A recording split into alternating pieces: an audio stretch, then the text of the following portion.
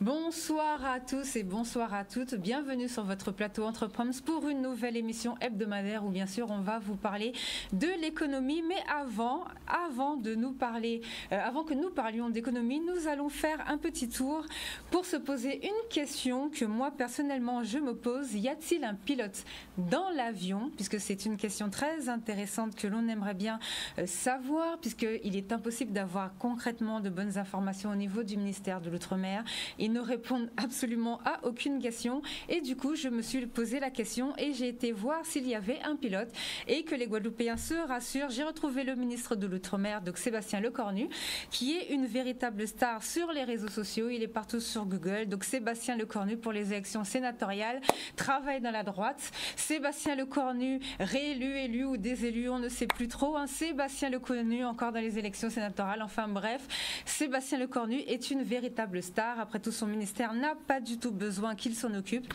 Et comme d'habitude, il est occupé à faire autre chose, puisqu'il a été élu sénateur. Donc il y en a qui ne connaissent pas la crise, pendant que nous, notre département connaît vraiment une crise sans précédent, puisque je rappelle que nous avons eu 16 morts la semaine dernière et 15 cette semaine, selon les dernières informations de l'ARS. Rassurez-vous, vous pouvez dormir tranquille. Nous avons un ministre qui travaille visiblement d'arrache-pied pour régler notre situation. Donc maintenant, chacun se fera son idée. Sur cette information, nous allons vous présenter le Proms de la semaine. Et cette semaine, nous avons préféré vous parler de Xavier Prétérit, qui est un investisseur, entrepreneur, éditeur guadeloupéen. Alors pour ceux qui ne le connaissent pas, courez vraiment vous abonner à sa chaîne YouTube. Xavier Prétérit est un Guadeloupéen qui en a eu assez de toucher le SMIC et qui a décidé de se lancer dans l'immobilier. Vous l'avez déjà vu, on l'a déjà reçu en plateau. Donc il a ouvert sa chaîne YouTube et bien sûr, très importante information, il a été sélectionné par les plus grandes chaînes américaines, donc par Fox. Vous allez retrouver son interview sur les réseaux sociaux parce que nous avons fait le podcast du Proms et nous allons vous mettre le lien de son interview. Elle a été traduite en français, donc comme ça vous pourrez la lire. Il a été sélectionné par les plus grandes chaînes américaines comme étant l'un des meilleurs entrepreneurs français à suivre. Et bien évidemment, comme vous le savez, on vous montre toujours des Guadeloupéens qui réussissent dans le monde. Donc une grande fierté de vous présenter, de vous proposer aujourd'hui le parcours de Xavier Prétérit qui, lui, travaille d'arrache-pied. D'ailleurs, il était en Guadeloupe dernièrement puisqu'il a décidé de mettre en place des séminaires pour l'immobilier, pour apprendre aux Guadeloupéens à investir dans l'immobilier. Je vous invite à courir, vous abonner sur sa page Xavier Prétérit. Et c'est pour commencer cette émission que nous rejoignons notre Tony Jazz, qui est encore un Guadeloupéen, comme vous le savez. Je vais arrêter de le présenter, mais on a mis une petite chronique en place. Vous le savez, c'est lui qui a participé à la campagne présidentielle de Barack Obama.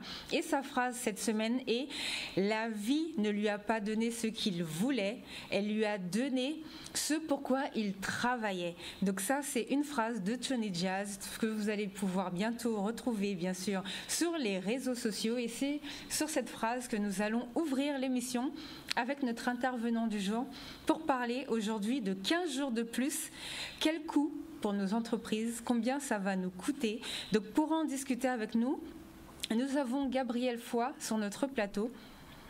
Alors Gabriel Foy, bonsoir. Bonsoir Sabine, bonsoir les téléspectateurs de Canal 10 et bonsoir les artisans. Très belle introduction. Ah ben merci. Alors vous êtes le président, allez-y. Ça prouve qu'il y a quand même des Guadeloupéens qui réussissent à l'étranger.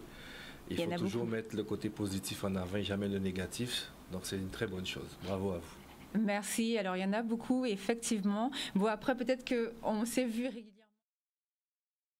C'est vrai que normalement, le but de l'émission, c'est de présenter à chaque fois un Guadeloupéen, qui soit sur notre territoire ou qui soit à l'étranger.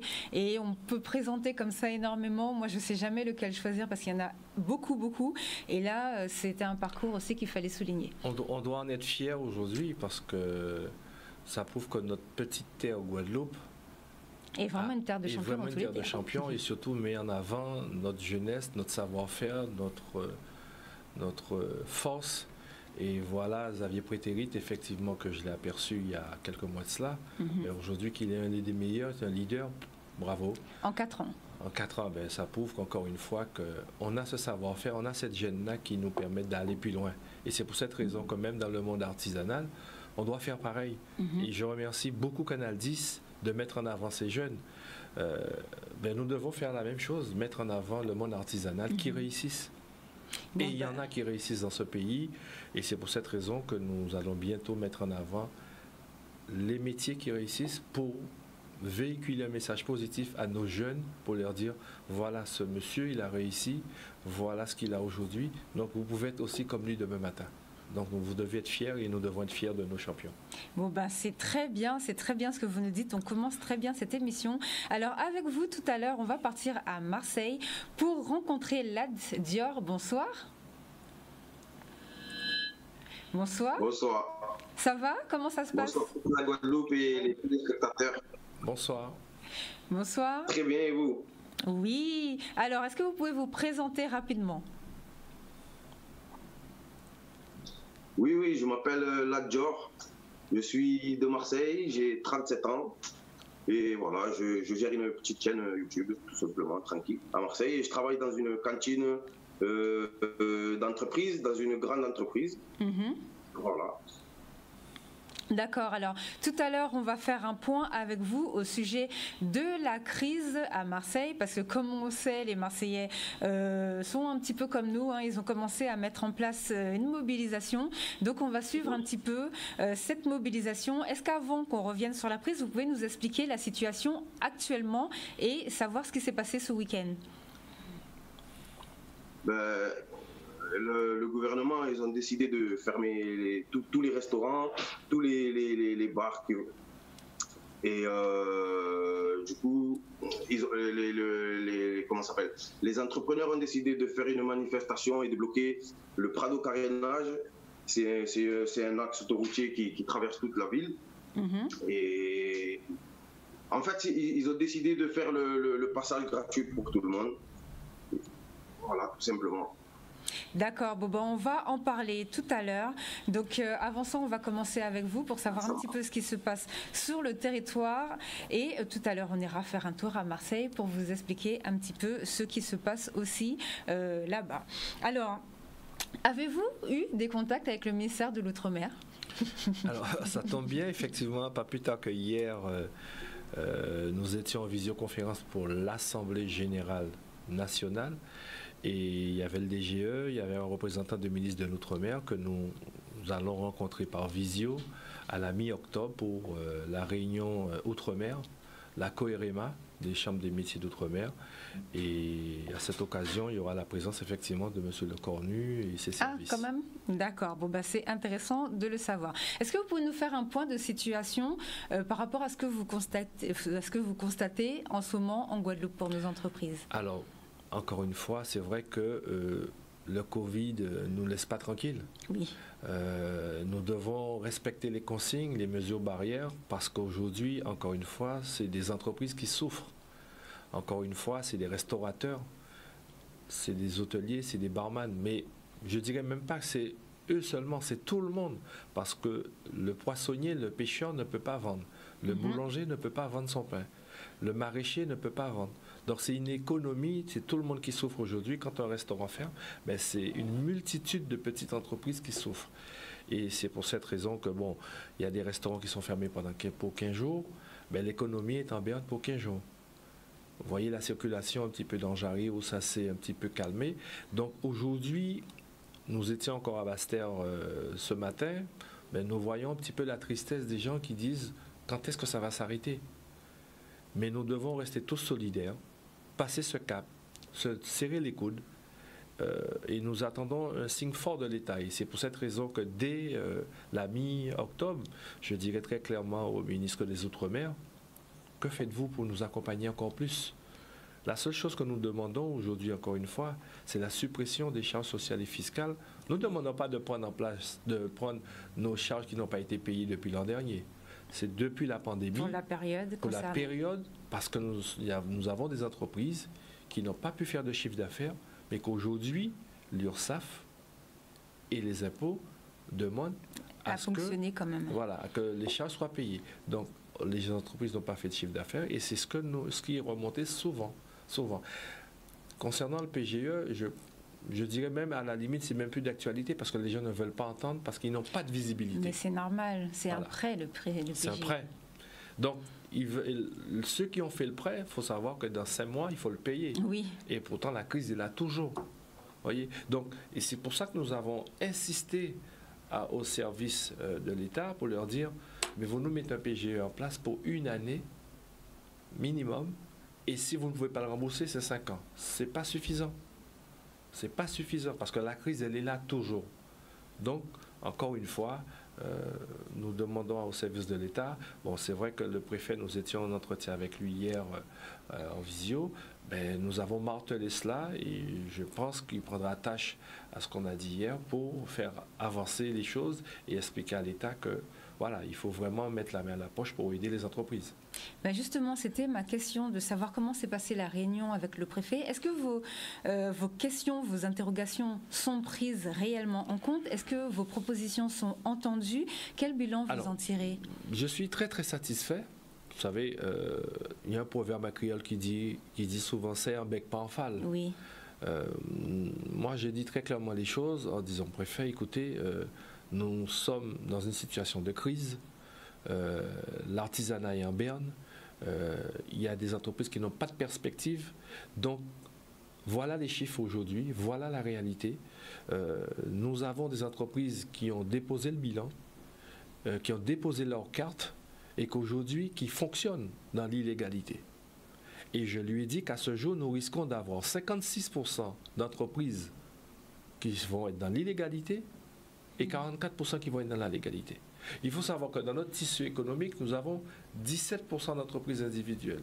Nous avons à peu près 24% d'autres types d'entreprises. Nous avons 33% et nous avons 50% d'auto-entreprises. Donc, ce qui veut dire que c'est des petites entreprises.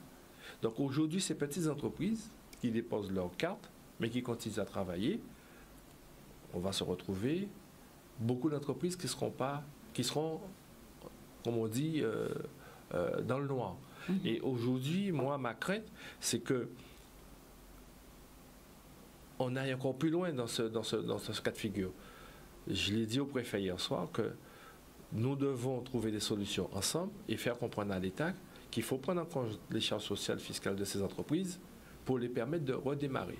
Il y a des entreprises qui ont arrêté les contrats des salariés, d'accord, qui voulaient les renouveler, mais qui ne pouvaient pas parce qu'il n'y a pas de chiffres. C'est ça. Et ce sont ces salariés aujourd'hui qui se retrouvent au chômage.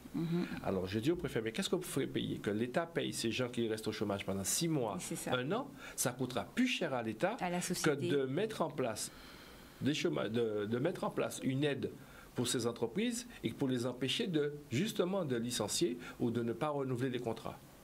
Nous avons parlé aussi de la jeunesse, de l'apprentissage, qu'aujourd'hui, les entreprises freinent à prendre des jeunes et que nous avons beaucoup de jeunes sur le bas-côté de la route. Il y en a beaucoup qui ne veulent pas travailler, il y en a beaucoup qui ne trouvent pas de patron.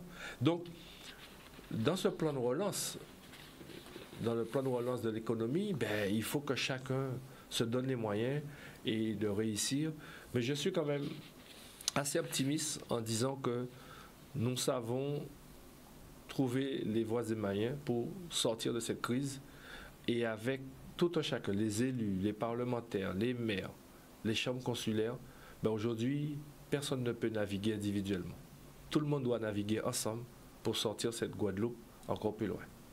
D'accord. Alors tout à l'heure, on va vraiment approfondir le sujet. Ce que je peux vous dire, moi, comme information de la DIEC que j'ai reçue, pour la taxe d'apprentissage, visiblement, une aide sera versée aux employeurs. Donc, est-ce que vous pensez que ça va être suffisant, ça, pour relancer l'apprentissage?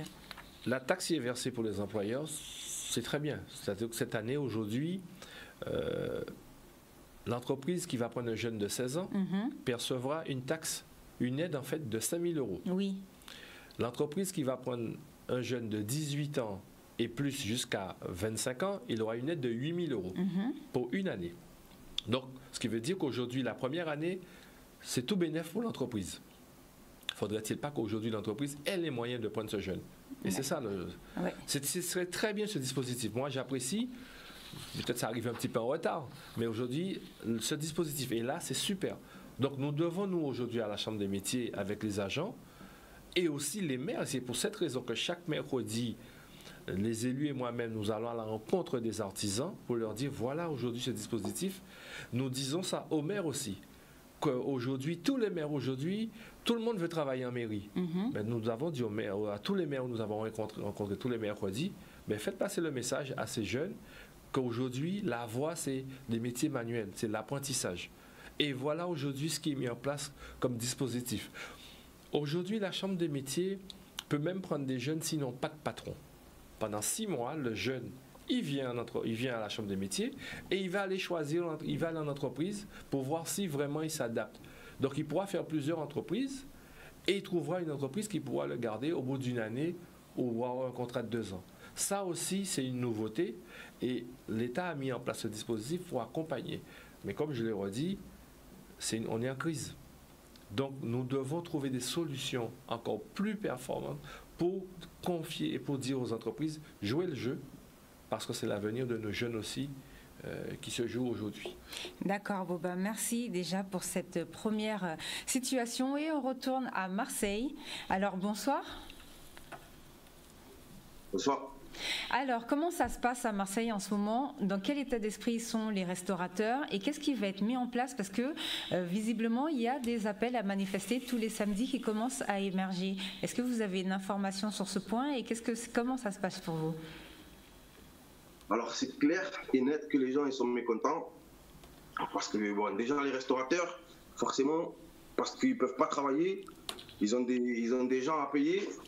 Ils ont ils ont des employés à payer, ils ont des stocks qui peuvent pas écouler, donc forcément ils se retrouvent quand même dans la merde, très en colère, pardon, excusez-moi. Et du coup, oui, ils ont appelé à faire une manifestation et à bloquer donc le Prado Carénage, comme je disais tout à l'heure. Et là, je suis désolé, je suis un peu... Pas de souci. Donc, ouais, en fait, voilà. À Marseille, c'est fermé à Aix, mais les villes qui sont vraiment collées à nous, elles ne sont pas fermées. Et quand je dis collées à nous, on a le 12e arrondissement qui est au bout de Marseille, et juste à la sortie, c'est Aubagne. Et de l'autre côté, on a Septem, et de l'autre côté, on a Vitrolles, ou alors on a Cassis. Tous ces restos, tous les restos et les bars de là-bas, ils ne sont pas fermés à part à partir de 22h, il me semble. C'est pas normal. Donc voilà, les gens ils trouvent quand même que c'est incohérent, que Marseille on doit fermer définitivement et que Aix doit fermer aussi définitivement, pardon. C'est bizarre. Et donc pour les manifestations, il me semble que ça sera ça va être tous les samedis et je pense qu'il y aura de plus en plus de monde parce qu'il y a les gens comme moi qui vont certainement aller les soutenir de toute façon, quoi qu'il arrive. D'accord. Est-ce que vous, dans votre travail, puisque vous êtes employé dans une restauration d'entreprise, depuis le début de la crise, est-ce que vous constatez qu'il y a moins de gens qui viennent manger? Est-ce que c'est plus compliqué pour vous? Comment ça se passe par rapport aux autres entreprises autour de vous? Alors pour nous, c'est compliqué aussi, c'est vrai. On a perdu un peu plus de la moitié de nos clients. On faisait jusqu'à aujourd'hui à peu près 430 clients. Et aujourd'hui, on fait à peu près 150. Donc, on a perdu beaucoup de monde. Du coup, ça a un impact aussi sur nous parce qu'on a des gens, on est à peu près 2 par poste là où je travaille. Et on est obligé d'être un peu éparpillé ou ne pas travailler du tout au chômage partiel. Donc, pendant combien de temps encore, on ne sait pas. Bon, d'accord. Alors, la CGT, comme je disais tout à l'heure, a appelé à manifester tous les week-ends. L'IMUU aussi, qui est le syndicat hôtelier de la restauration, a rejoint la CGT pour cette manifestation. Donc, on va faire un suivi avec vous assez régulièrement pour savoir comment se passe un petit peu la situation pour les restaurateurs et pour les employés à Marseille. Est-ce que vous voulez rajouter quelque chose? Non, c'est bon, ça ira, merci. C'est bon? Bon, très bien. Merci, à la prochaine alors. Allez, À la Paris. prochaine. Allez, Paris. Allez, Marseille. Vous allez nous mettre le feu sur le plateau, là. En plus, ils ont gagné. De coup, vous allez nous incendier le château. Il ne faut plus jamais revenir. Alors, on revient vers vous pour parler de ce fameux chômage partiel dont on parlait justement avec notre correspondant marseillais.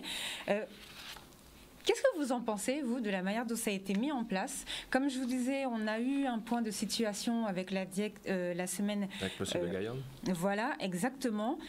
Est-ce que vous trouvez que le dispositif est correct? Est-ce qu'il est trop compliqué à mettre en place? Quel est le retour que vous avez? C'est vrai que pour le chômage partiel, c'est un peu complexe. Nous avons des remontées des artisans, effectivement, qui ne sont pas habitués, effectivement, à tout ce qui est logistique concernant tout l'administratif. Et c'est vrai qu'en allant sur la plateforme info.gouv pour entrer les éléments, vous savez qu'il y a beaucoup d'artisans qui ont un âge avancé et qui avaient des difficultés à rentrer sur la plateforme. Donc beaucoup de ces remontées, donc c'est pour cette raison que pendant le Covid, nos agents ont beaucoup répondu pour aider les artisans. Mais il faut savoir que pour entrer, il y a un code d'accès personnel. Il y a des codes personnels. Donc nous étions parfois obligés de faire le nécessaire avec leurs conjoints pour essayer de trouver des solutions. Il y en a qui ont abandonné, il y en a qui n'ont pas fait du tout parce qu'ils n'y arrivaient pas. Et c'est vrai que le dispositif était très bien, mais pour ceux qui avaient l'habitude d'utiliser un ordinateur. Et nous avons énormément d'artisans qui ne savent pas. Et c'est ça la réalité. C'est vrai que pour cette raison que les chiffres de la diète est quand même triste. C'est-à-dire qu'aujourd'hui, quand on voit le nombre d'artisans... Oui, c'est à peu près 11 000 entreprises qui ont touché. 11 000 entreprises qui ont touché. Ben, vous savez, 11 000 entreprises, nous sommes à 17 000 en tant qu'artisans. La CCI, c'est 22 000. Alors, c'est vrai que le chômage partiel... Alors, petit rappel, parce qu'il y a beaucoup de gens qui nous disent, c'est quoi, pourquoi les patrons ne sont pas contents, ils ont eu des millions. Non, le chômage partiel, c'est pour payer les employés, c'est pour vous payer vous. Ça veut dire que votre patron n'a rien eu, à part si peut-être les 1 500 euros en fonction. C'est pour cette raison qu'il faut clarifier quelque chose. La situation. Voilà. Aujourd'hui, je ne veux pas qu'on tire à boulet sur les commerçants, les entreprises, les artisans, parce que c'est eux qui subissent tous les jours. Oui. Le salarié, je suis salarié de mon entreprise, le salarié a bénéficié du chômage partiel à hauteur de 84% restant chez lui. Donc aujourd'hui, l'entreprise, l'État, c'est très bien, a pris en compte parce que les entreprises n'ont pas pu payer les salariés qui restent chez eux, à part peut-être les mettre en congé forcé, d'accord, pour finir tout leur congé et après les faire reprendre. Mais si l'entreprise est fermée, on ne peut rien faire. La seule chose que les entreprises ont bénéficié, c'est des 1 500 euros. Voilà. Pour les entreprises qui ont fait moins de 50% de leur chiffre d'affaires. Et ça ne couvre pas grand-chose, sachant que le chômage partiel, il a fallu qu'eux déboursent pour payer les employés et bien souvent n'ont pas été remboursés à hauteur de ce qu'ils ont déboursé. L'État a mis en place le PGE, le prêt garanti d'État. Un prêt pour payer les employés. Mais voilà. Donc aujourd'hui, les entreprises ont fait des prêts garantis pour payer quoi? Mais le loyer, pour payer les charges, les frais fixes. Et c'est ça la réalité. Et donc, encore une fois, quand nous demandons à l'État de nous donner un coup de main sur les charges sociales et fiscales, de les réduire à zéro, c'est simplement pour dire à l'État, donnez-nous un coup de main pour refaire démarrer l'économie et pour nous permettre de ne pas rompre les contrats que nous avons ou de réembaucher correctement parce qu'on ne pourra pas le faire. Alors, au niveau de la Chambre, vous avez lancé le plan de relance pour les artisans, pour l'artisanat. Qu'est-ce que vous pensez du plan France Relance qui, lui, je ne vais pas dire totalement l'opposé, mais qui n'a pas grand-chose à voir? Je veux dire, il parle beaucoup d'industrie. Nous, on n'a pas d'industrie. Est-ce que c'est pris en compte notre situation? Parce que justement, notre ministre... Je me pose parfois la question parce que le plan de relance... sur le plan national... Oui, ça ne concerne rien du tout. Ça ne concerne rien du tout. Nous, l'outre-mer, je parle même dans le général d'outre-mer, on a des spécificités. Et encore une fois, quand je le dis, je le martèle au ministre quand on est souvent en visio, que ce soit avec dernièrement avec le ministre Griset, pour lui dire, mais attendez, l'outre-mer, on ne quémande pas, quoi. Quand vous donnez 1,5 milliard, quand vous donnez 1,5 milliard à l'outre-mer sur un plan de financement de 100 milliards, 1,5 milliard, c'est quoi? Ça ne représente rien du tout. Ça fait la population outre-mer, c'est 4% de population, sur 4 populations de la population nationale. Donc, À la limite, ils auraient dû nous donner 4 milliards. À la rigueur, 4% aussi. Ce qui veut dire que le PIB, quand je fais le calcul, le PIB, c'est à peu près 680 € à peu près, sur le plan outre-mer. Le national, c'est plus de 1 000 €. Encore une fois, on n'est pas en phase. Donc, encore une fois, l'outre-mer est pénalisé. De sur quoi, la Guadeloupe, chaque département, on a notre spécificité. Mais oui. Donc, nous, à la Chambre des métiers, nous avons lancé un plan de relance que nous avons donné à l'État, à CMA France et aussi à la région pour leur dire, nous allons mettre en place 12 mesures et 9 actions. Et les 12 mesures sont simples. Hein. Annulation des charges sociales et fiscales, révision des charges des travailleurs indépendants, moratoire sur des périodes plus longues, voyez, prise en compte des marchés publics, accélérer sur le paiement des créances des entreprises, parce que nous avons des entreprises aujourd'hui qui ont des créances sur les marchés publics, aujourd'hui qui souffrent, qui n'ont pas été payées depuis non. Donc, ce sont aujourd'hui des mesures fortes et simples, faciles à mettre en place. Faudrait-il que nous ayons la volonté? Et c'est pour cette raison la volonté politique qu'ils le mettent en place. C'est pour cette raison que depuis le mois de juin, nous avons remis ce plan de relance à la région. Nous avons fait une rencontre avec le président à l'université de Fouillol, avec toutes les chambres consulaires, les élus, etc., pour travailler dessus. Nous avons déjà fait 2 réunions avec eux. Maintenant, nous attendons le plan de relance de la région pour voir s'ils ont tenu compte des mesures.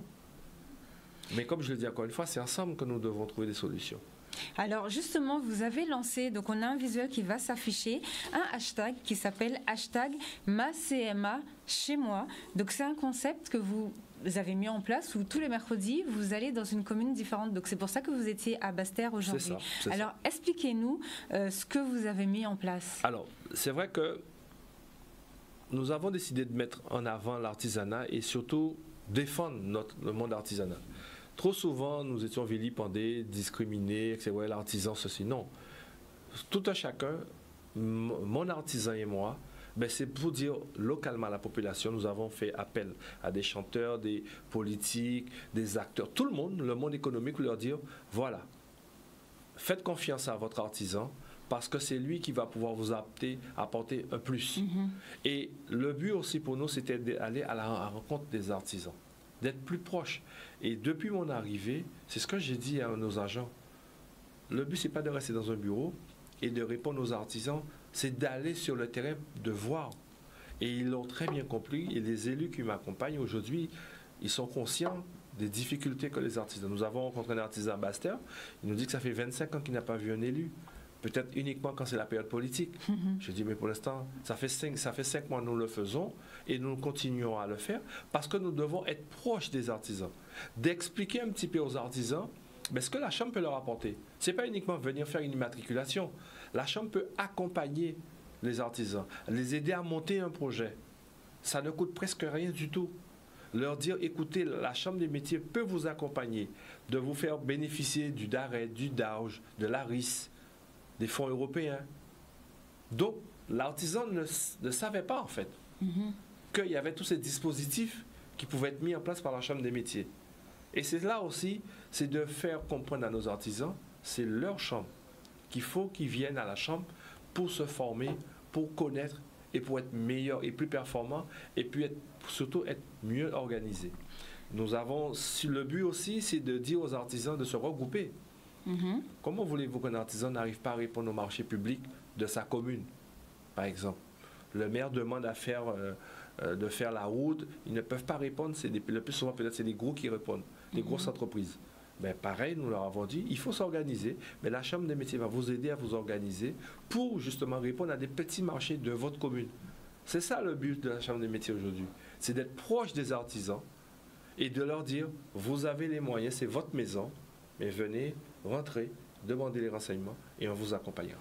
Est-ce que là, le fait que pendant 15 jours, il y a encore une fermeture, puisque comme vous le disiez tout à l'heure, par exemple, le marin-pêcheur, il ne peut pas écouler son poisson, est-ce que à Basse-Terre, vous en avez parlé un petit peu avec les artisans? On sait qu'il y a des mariages, on va bientôt rentrer dans la période des mariages pour nous en Guadeloupe, qui vont commencer à être annulés. Est-ce que vous avez une idée ou vous en avez parlé avec eux? Le ressenti de ce matin, c'est qu'ils n'ont pas de visibilité. C'est surtout ça. Voilà. D'accord. Ils n'ont pas de visibilité, ils ne savent pas. Et c'est pour ça qu'ils ne veulent pas prendre le risque. Que ce soit peut-être d'investir, ou que ce soit peut-être de prendre des apprentis, par exemple. Ils n'ont pas de visibilité pour l'instant aujourd'hui. Donc nous sommes là pour leur redonner confiance, certes, pour leur dire que ça va s'arrêter. Nous devons aussi vivre avec, mais vivre différemment. Parler différemment, consommer différemment. Et ça aussi, c'est... Le Covid nous permet de nous dire aujourd'hui, ben, changeons la donne. Oui. Fonctionnons différemment. Profitons pour faire évoluer notre marché économique. Notre marché intérieur. Oui. Et donc, c'est pour cette raison que moi, je suis confiant. C'est vrai qu'aujourd'hui, les restaurateurs souffrent. Et là, nous devons porter une solidarité. C'est vrai que les boulangeries-pâtisseries sont ouvertes. Et c'est pour cette raison qu'il y a eu un petit cafouillage dans certains secteurs où les gens pouvaient consommer sur place. Non, aujourd'hui, hier, dans la réunion avec le préfet, nous avons acté pour dire que non, s'il y a une fermeture pour les restaurateurs et pour les bars, mais il faut que les boulangeries, pâtisseries aussi servent, certes, mais ne fassent pas de consommation sur place. Oui, ce qui est logique, parce que s'ils ferment parce qu'on ne peut pas manger avec le masque, c'est vrai. Il y a un décret national qui disait que c'était que les restaurants et bars. Voyez, donc le préfet a dû prendre un arrêté pour dire non, aujourd'hui, c'est tout le monde. Donc, c'est un peu délicat et c'est pour cette raison que nous devons tous être solidaires parce que demain matin, nous aurons besoin des restaurateurs. Nous aurons besoin des barman parce que nous sommes tous liés. Et comme je l'ai dit au début, le restaurateur, c'est le poisson qu'il achète, c'est le pain qu'il achète. S'il est fermé, mais nous aussi, nous allons contraindre aussi de trouver des solutions et nous allons diminuer nos chiffres. Donc nous devons être tous ensemble. Les gars, les événementiels, pareil. C'est ce que j'allais vous poser aujourd'hui, comme question. Ils souffrent. Ils souffrent aujourd'hui. Je suis de tout cœur avec eux, avec Damien. Pourquoi? Parce qu'aujourd'hui, Damien, quand il ne peut pas passer commande aussi chez moi, c'est la même chose. Les traiteurs aussi qui souffrent. Pas de mariage, pas de cérémonie, pas de fête. Donc, on ne se rend pas compte, mais c'est une crise profonde et les gens souffrent intérieurement. Quand je les rencontre, les gens souffrent. Ils ne savent pas quoi faire. Et c'est pour cette raison que nous devons être tous ensemble et solidaires. Est-ce que vous pensez que cette histoire de chômage partiel, alors au début on pensait que ça allait s'arrêter, après ils ont dit au début c'était 84%, après on a passé à 60%, là on est passé dans le chômage partiel de longue durée. Est-ce que pour les salariés, la situation au moins est sauvée ou est-ce qu'il y a quand même un risque que malgré tout ce qui est mis en place, les entreprises ne tiennent pas le coup par rapport aux charges et par rapport aux prolongations, là encore 15 jours de fermeture, c'est pas rien. Vous savez, Sabine, si vous appelez ça. Allez-y, vous savez quelque chose, ce qui est important, c'est qu'aujourd'hui, le but, c'est que les salariés ne se retrouvent pas non plus en difficulté. Parce qu'un salarié qui touche certes peut-être 84% de son salaire, il a un loyer. Il a des enfants, il a des voitures. Il continue de faire vivre le pays. Il continue de faire vivre aussi l'économie. Donc c'est une chaîne en fait. Et c'est vrai qu'aujourd'hui, l'entreprise aussi subit double peine. Parce que l'entreprise perd en chiffre d'affaires. Le salarié, certes, il a 84%, mais l'entreprise perd en chiffre d'affaires. Quand une entreprise a l'habitude de faire 1 000 € et qui fait 500 € en journée, le salarié, certes, il est peut-être pour l'instant protégé, mais le chef d'entreprise n'est pas protégé parce que les charges, comme je l'ai dit en préambule, ne changent pas. La clim qui fonctionne, l'électricité qui fonctionne, c'est la même chose.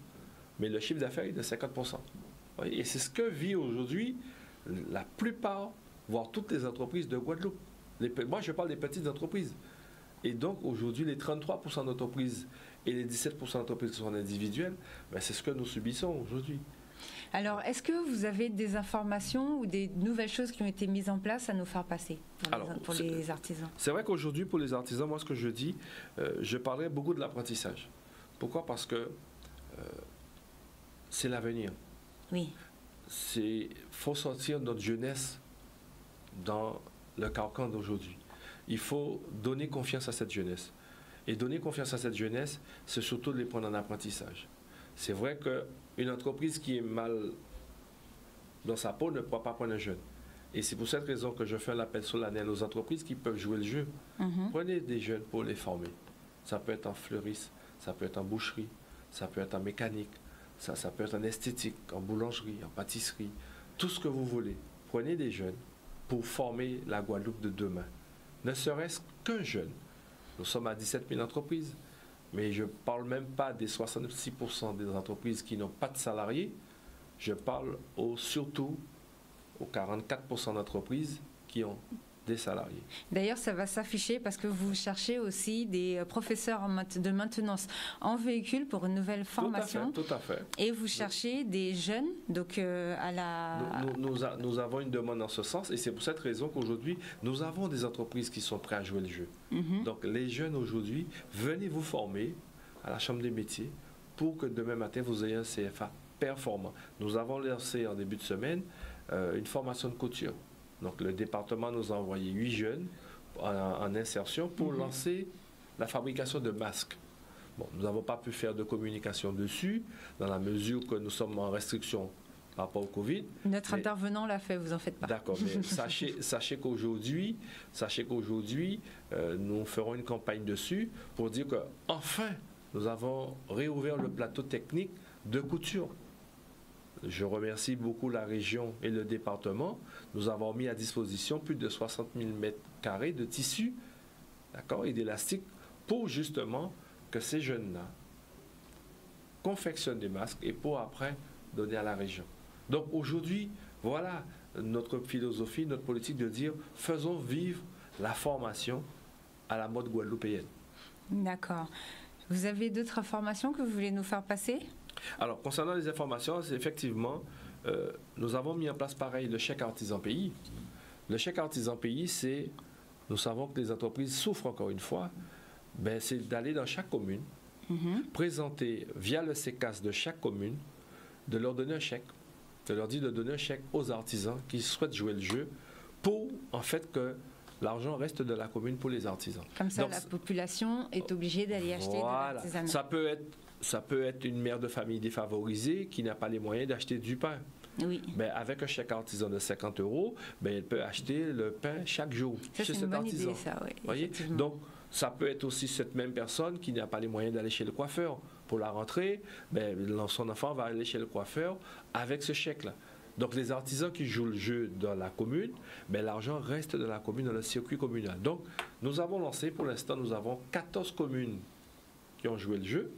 Et c'est pareil, nous irons bientôt. Bon, le Covid nous ralentit parce qu'on ne peut pas se regrouper pas plus de 10 personnes. Donc le Covid ralentit tout cela et nous ferons un plan de communication. Avec la région, pareil, d'ici la semaine prochaine, il y aura un lancement de communication et de projets concernant l'apprentissage. Donc c'est-à-dire que la région va nous accompagner justement à remplir le CFA de 1000 jeunes. Moi, je reste pas sceptique, mais moi j'ai mis 1000 jeunes seulement pour l'instant, d'accord? Et donc la région est prête à nous accompagner là-dessus, pareil, de faire un plan de communication là-dessus, sur un projet global de trouver des jeunes dans des filières. La fibre optique, nous avons besoin de 250 jeunes sur la fibre optique. Ça c'est bien, voyez? Ça. Donc il y a vraiment, et donc tous ces plans de communication, et Canal 10 sera présent aussi, tous ces plans de communication vont être mis en avant d'ici la semaine prochaine. Alors je crois que c'est vers le 10 ou le 12, d'ici la semaine prochaine, où nous mettrons en avant tous ces éléments vers les jeunes pour leur dire venez vous former parce que c'est le moment de se former pour l'avenir de demain et l'avenir de la Guadeloupe. D'accord. Alors, est-ce que vous avez une autre information ou je peux passer aux fermetures administratives? Allez-y. Alors, ça va s'afficher. Alors, fermeture administrative de Guadeloupe, les mesures de soutien au secteur de la restauration du monde de la nuit et de l'événementiel, prise en charge à 100% de l'indemnité d'activité partielle, exonération de cotisations sociales pour les établissements fermés administrativement, donc vous en parliez tout à l'heure, prise en charge de la perte de chiffre d'affaires par rapport à l'année précédente, jusqu'à 10 000 € sur un mois pour les TPE-PME. C'est ce qui a été annoncé par Bruno Le Maire pour les Outre-mer. Et nous arrivons sur le projet de loi de finances 2021. Alors, selon ce projet de loi, il y a un engagement inédit de l'État pour les Outre-mer, donc même eux voient que c'est de l'inédit, et c'est ce qui a été proposé pour moderniser, pour innover, pour transformer le modèle économique et social de notre pays afin de le rendre à la fois compétitif et durable. Alors, est-ce que vous avez eu le temps puisque c'est un projet qui vient de sortir. Est-ce que vous avez le temps d'y jeter un œil ou pas? Et si oui, qu'est-ce que vous en pensez? Alors, c'est vrai que je vais rester honnête avec vous. Non, parce que c'est sorti, je crois, sorti hier ou avant-hier. Parce que j'ai reçu moi, je suis au taquet sur les hier dans la matinée, je l'ai reçu. Je vais rester honnête avec vous. Non, je l'ai donné au service pour travailler dans le développement économique. Et j'ai déjà appelé pour avoir un intervenant qui va nous briefer dessus. Donc, on en a discuté ce matin pendant qu'on était sur le terrain. Et c'est vrai que c'est beaucoup d'effets d'annonce. Oui, et en plus, le chiffre n'est pas si élevé que ça. Tout à l'heure, on parlait d'1,5 million. Là, ils disent que c'est 1,5 million investi dans 4 domaines prioritaires. Soutien à l'investissement en matière de logement, renforcement des efforts en faveur des constructions scolaires, soutien de l'emploi et de la formation. Donc, combien de budget il va rester pour la formation et l'emploi, et accompagnement des collectivités territoriales.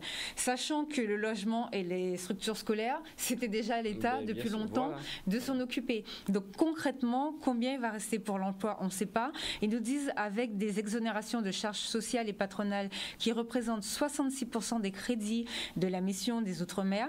De plus, la politique d'insertion en faveur des jeunes ultramarins est renforcée avec 35 millions investis pour les recrutements à la sortie du service militaire adapté. Donc ils vont encore reprendre nos jeunes pour aller faire la guerre. Est-ce que pour vous, ça, c'est un bon plan intéressant? Alors, en détail, quand on va lire avec les services, je vais peut-être avoir un autre avis. Mais pour l'instant, sur ce que je vois, je suis quand même un petit peu sceptique. J'attire l'attention en sachant que je prends un exemple qui est tout simple.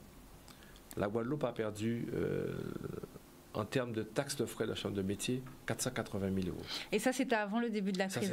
Il me semble que ça date de l'année dernière. C'est ça, exactement ça. Ce qui veut dire que nous avons été l'Outre-mer, le département où on a perdu plus de frais de taxes de chambre de métier. Où la Réunion a perdu 250 000, la Martinique, c'était à peu près pareil, la Guyane, c'était un peu moins. C'est pour vous dire que nous avons fait appel à l'État, au ministre de l'Outre-mer, qui était Mme Girardin. À l'époque, effectivement. À l'époque, nous avons été à Paris, nous avons été reçus. Qu'est-ce qu'ils nous ont dit? Voyez avec votre chambre, avec votre réseau, CMA France. Voyez? Aujourd'hui, CMA France nous a octroyé pour le budget 2021 1,2 million pour l'Outre-mer. Nous sommes à 5 à peu près. Donc, la Guadeloupe aura la plus grosse part de gâteau parce qu'encore une fois, c'est la Guadeloupe qui est plus impactée. Donc, nous n'avons pas encore réparti les chiffres parce que nous devons leur envoyer les éléments. Mais ce qu'il faut se dire qu'aujourd'hui, mais que nous disent nos confrères de métropole, l'Alsace, parce que nous prenons de pas budget. Pourquoi on a 1,5 million? Non, c'est qu'aujourd'hui, nous devons faire du lobbying, jouer les coudes, faire passer le message, vous leur dire, quand vous supprimez avec la loi Pacte, la loi de finances qui nous a sucré plus de 20% dans le budget, comment voulez-vous qu'on soit compétitif? Ce n'est pas une question de gestion de chambre. Hein. C'est une question qu'aujourd'hui, la loi, elle est pour tout le monde, mais ils n'ont pas pris en compte la considération des Outre-mer. Donc aujourd'hui, voilà, comme aujourd'hui, quand on monte à Paris, à l'hémicycle, on va faire des réunions à CMA France, ils nous disent encore les Antilles qui ne savent pas gérer. Et j'ai dû, encore une fois, mettre tout un chacun à sa place pour leur dire non, je suis désolé, je ne peux pas vous permettre de parler comme ça, parce que quand on vous sucre 20% de votre budget, comment vous faites? Exactement. Voilà la réalité en Guadeloupe. L'apprenti qui coûte 5 400 € parce que les OPCO aujourd'hui payent en contrat. Le contrat de Guadeloupe, d'un jeune Guadeloupéen qui coûte en boulangerie par exemple 5 400 €, mais c'est le même en Alsace, c'est le même à Paris, c'est le même à Marseille. Sauf qu'en Alsace, ils ont tout leur budget, ce qui le parle de cas comme d'habitude chez donc, nous. Encore une fois, l'Outre-mer est encore une fois lésé. Donc, on a pu bénéficier des 1,2 million de CMA France qui a joué les coudes pour faire comprendre à nos confrères alsaciens. Dans le l'Outre-mer n'a pas le même budget que tout le monde. Nous sommes encore une fois pénalisés. Donc, c'est passé, c'est très bien. Mais nous ont dit c'est que pour une année. Par contre, il va falloir voir avec votre ministre d'Outre-mer. Alors, j'ai dû encore une fois monter au créneau. Ah, mais il est occupé, vous inquiétez pas, on ne va pas le déranger trop. Alors, je reviens sur le projet de loi Finances, parce que il prévoit des investissements, alors accrochez-vous et ne tombez pas par terre, dans des projets ancrés dans chaque territoire qui correspondent aux problématiques locales. Ainsi, l'État investit 50 millions dans la rénovation des réseaux d'eau et assainissement. Je rappelle quand même que c'est l'État, via Veolia, qui s'est quand même fait la tchave, comme on dit dans les cités, avec l'argent des Guadeloupéens. Parce qu'il ne faut pas oublier, on aime bien toujours dire que les Guadeloupéens, ils n'ont pas payé, ils ont dépensé. Mais la SIAG, avant que ça soit créé, puisque c'est Veolia en partant qui a fait créer la SIAG, la SIAG s'est retrouvée avec de l'argent qui manquait et avec des tuyaux percés. Donc est-ce que vous trouvez ça normal, vous, que le projet de loi finance y ait les réparations d'eau? Non. Non, parce que je pense que c'est un problème qui dure depuis 40 ans, 50 ans. Oui, sachant que les tuyaux auraient dû être déjà réparés depuis 25 ans. Voilà, ça c'est le rapport des de contribuables. Exactement. Et encore une fois, on paye une mauvaise gestion. En critiquant les Guadeloupéens. Et aujourd'hui, c'est tout le monde qui paye les pots cassés, c'est l'entreprise, c'est l'artisan qui n'arrive pas à travailler, c'est le coiffeur qui n'arrive pas. C'est le monde agricole. Voilà, c'est le monde agricole aujourd'hui qui souffre. Et encore une fois, c'est ce que je dis, arrêtons cette gabegie et puis mettons-nous au travail ensemble pour vraiment faire avancer ce pays correctement. Donc concrètement, le projet de loi de finances où tout le monde nous a dit vous allez voir ce que vous allez voir, ça va être inédit pour l'outre-mer, ce sera des investissements 1,5 million. Est-ce que vous pensez que c'est quelque chose de sérieux? 1,5 milliard. Oui, 1,5 milliard, pardon. Est-ce que pour tout, donc ça veut dire c'est 250 millions à peu près par département. Est-ce que vous pensez que c'est quelque chose de sérieux concrètement? Non, c'est pas sérieux. C'est ce que je l'ai dit en préambule. On représente 4% de la population de France. Donc sachant qu'on a plus d'entreprises, alors ça on l'a fait sur une émission. Le territoire, tout à fait. En Outre-mer, et je prends même en Guadeloupe, par mètre carré, on a plus d'entreprises qu'en France. Donc on aurait pu être considéré, mais c'est le cas contraire. Voilà, ça veut dire que proportionnellement, exactement, nous, on a plus d'entreprises proportionnellement à la France hexagonale, tout simplement parce que nous, on a beaucoup d'artisans et d'entrepreneurs qui doivent créer leur propre emploi. Et d'ailleurs, on a déjà, plus d'une fois, on est arrivé premier à l'INPI, sauf que malheureusement, nous, on n'a pas été primés, puisque l'INPI, enfin pas à l'INPI, à l'INSEE, voilà. Mais on n'a pas été primés parce que malheureusement l'INSEE sépare les Outre-mer et le reste des départements. Et donc nous, on n'a pas la chance d'être primés. C'est souvent Paris qui remporte le prix de plus de sociétés au mètre carré, alors qu'en réalité, c'est nous. Mais vous savez, aujourd'hui, nous avons constaté que peut-être l'État n'aide pas à la hauteur que nous espérons. Ok, c'est un fait. Peut-être pour certains, oui, pour d'autres, non. Aujourd'hui, que faisons-nous? C'est ça. Changeons la donne. Et nous sommes d'accord. Changeons la donne, travaillons différemment, arrêtons de nous tirer dans les pattes, travaillons ensemble. Travaillons tous ensemble. Et comme ça, on montrera au monde extérieur qu'on est capable de fédérer, qu'on est capable de travailler ensemble. Aujourd'hui, nous n'avons plus le choix. Certes, l'État, de plus en plus, retire ses billes, etc. Qu'est-ce qu'on va faire? On va attendre? On va quémander à chaque fois? Non, mais organisons-nous différemment. Créons un circuit solidaire. Mettons en place, par exemple, toi tu es peut-être secrétaire, moi je suis en boulangerie, l'autre est en charcuterie, trouvons une secrétaire qui peut pouvoir travailler pour nous trois, par exemple. Vous voyez? Créons une économie solidaire qui va nous permettre de fédérer et d'être ensemble. Et le Covid aujourd'hui nous dit, voilà, arrêtons peut-être souvent d'attendre parce que nous voyons que ça n'arrive pas. Maintenant, fonctionnons différemment. Mais fonctionnons ensemble. Et arrêtons de parler, on se met au travail et on avance. Alors, en parlant de solidarité, de travail ensemble entre nous, alors malheureusement, j'ai pas la vidéo, donc je vous la passerai lundi. Oui. Mais il y a des jeunes Guadeloupéens qui ont mis en place un market, donc c'est ce qu'ils appellent un market, pour donner de la visibilité aux artisans et aux commerçants locaux. Donc, ils ont eu une très bonne idée de lancer une plateforme. Donc, si vous êtes entrepreneur, Vous allez vous inscrire chez eux. D'ailleurs, on les fera venir le plus rapidement possible, dès qu'on pourra commencer un petit peu à reprendre une émission classique. Ça s'appelle Marketplace Avantage et ils sont là pour accompagner les artisans, les commerçants avec leur marketplace. Ah ben voilà, la vidéo est là, super la régie, merci beaucoup. Et ils nous proposent de la livraison sur toute la Guadeloupe et ils apportent un nouveau levier de croissance avec la vente à travers le digital. Donc ça, c'est génial. Ce sont encore des jeunes Guadeloupéens qui ont mis ça en place. Donc voilà. Donc si vous êtes artisan, n'hésitez surtout pas à aller les contacter. Donc c'est un site de vente en ligne qui est aujourd'hui une part fondamentale de la stratégie de vente.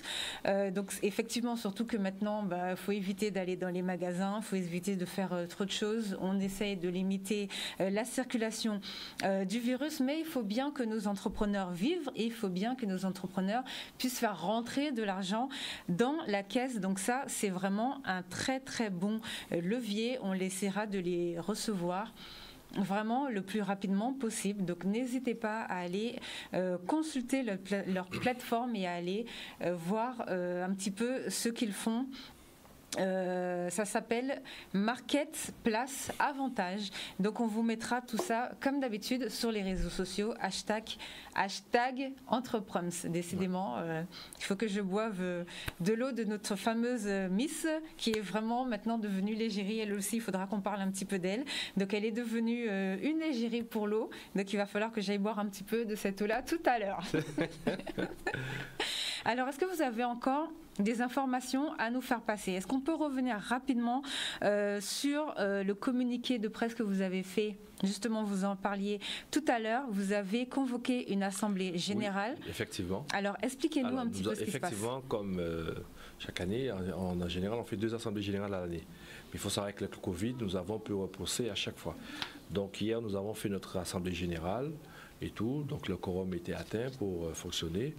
Et c'est vrai que l'opposition, la seule chose qu'ils étaient venus faire, c'est de mettre en place une motion pour faire passer leur message, un message qui était insultant concernant le président que je suis, pour demander à dissoudre le bureau.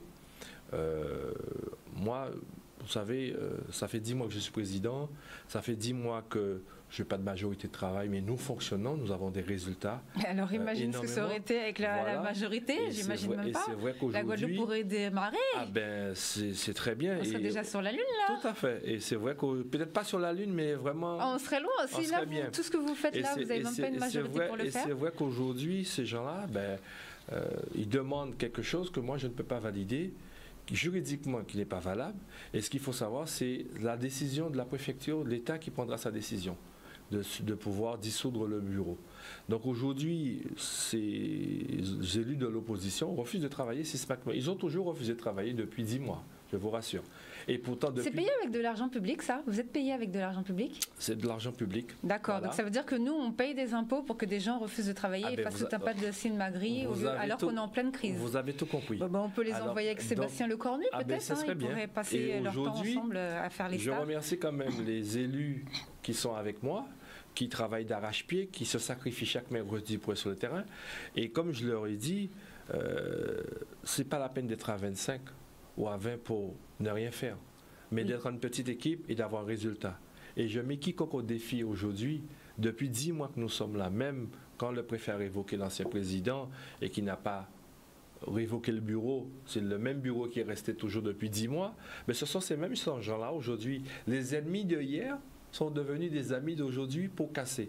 Et c'est cette Guadeloupe-là qui me rend triste parfois, cette Guadeloupe que nous devons fédérer pour aller plus loin, plus fort. Surtout en cette période. Surtout en cette période, ce sont ces mêmes élus qui fédèrent pour casser, pour dire que oui, voilà, nous devons faire, nous sommes...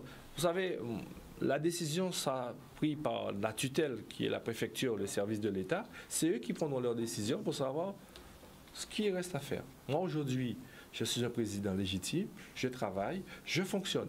Mais il faut savoir qu'aujourd'hui, en 10 mois, Nous avons récupéré 2,9 millions de la région. Nous devons 0 centime à CMA France des dettes de 2012, 80 000 euros que nous avons payés. D'accord. Nous avons mis en place, depuis 2017, avec le payeur régional, de payer les loyers qui dataient de 2017. Donc aujourd'hui, personne ne peut dire que la Chambre des métiers, ça ne fonctionne pas. Donc avec très peu, nous arrivons à faire passer nos messages et à fonctionner et à être proche des artisans. Donc aujourd'hui, je continue à travailler pour les artisans, pour remplir ce CFA enfin et pour faire démarrer l'apprentissage en Guadeloupe. C'est ça ma motivation, c'est ça ma philosophie et je me lève tous les matins pour ça, pour ma passion, pour mon métier et pour l'artisanat. Merci. Bon, c'était le mot de la fin. Nous, on se retrouve la semaine prochaine. Au revoir à tous. Merci Canal 10 et merci Sabine.